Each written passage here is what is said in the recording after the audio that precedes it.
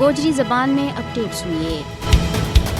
مقبوضہ جموں کشمیر میں بھارتی صفاقنگ ہاتھوں موت اور تباہی کو رقص جاری ہے۔ مقبوضہ جموں کشمیر میں پچھلا 75 سالاں دے بے گناہ کشمیریاں کو خون مسلسل ضائع کیو جا رہی ہے۔ سری نگر اور پلوامہ اضلاع میں اور 4 کشمیری بھارتی گولیاں کو نشانوں بنے ہیں۔ آرٹیکل 370 کی منسوخی دے بعد تے مقبوضہ جموں کشمیر میں انسانی حقوق کی خلاف ورزی خطرناک حد تک بڑھ گئی ہے۔ بھارت نے مقبوضہ جموں کشمیر میں عوام نہ زندگی کا حق سمیت تمام بنیادی حقوق تے محروم کر دیتا ہے۔ بھارتی فوجی کشمیری عوام نہ ہر دن قتل، تشدد اور گرفتار کر رہی ہے۔ انسانی حقوق کا عالمی ادارہ پہلے تے ہی مقبوضہ جموں کشمیر میں نسل کشی کی خبر دے چکیا ہے۔ 5 مئی دے ہون تک بھارتی درنداں کے ہاتھوں 10 کشمیری جام شہادت نوش کر گیا ہے۔ جنوری 1989 دے ہون تک بھارتی فوجیاں کے ہاتھوں 96,022 دے زیادہ کشمیری شہید ہویا ہے۔ مودی کا بھارت نے کشمیری عوام پر ظلم اور بربریت کا تمام ریکارڈ توڑ دیتا ہے۔ مقبوضہ کشمیر میں بی جے پی کی قیادت میں بھارتی حکومت کی بربریت کی انسانی تاریخ میں کوئی بھی مثال نہیں ملتی۔ تحریک آزادی کا نڈر اور بے باک رہنما محمد یاسین ملک نہ بدنام زمانہ